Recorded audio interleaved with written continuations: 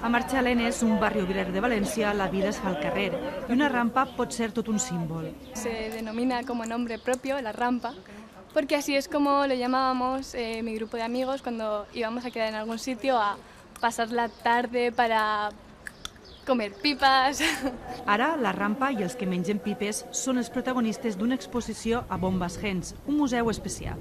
Ja parlem de Bombas Gens com un lloc especial, meravellós i gran, especial perquè no és un museu qualsevol.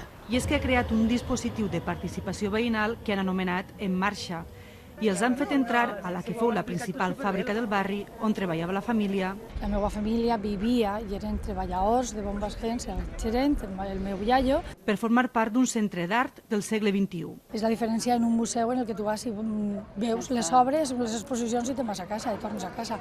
Així no, així participes. Este era un dels principals objectius de Bombas Gens, que els veïns entraren al museu i se'l feren seu. Esta exposició creada pels veïns explica els llocs més importants del barri. Amb ella, Bombas Gens ha aconseguit que els veïns parlen del museu fins i tot a la perruqueria.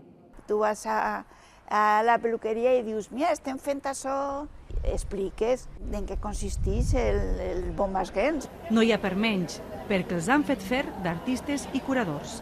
Pepa Ferrer, TV3 València.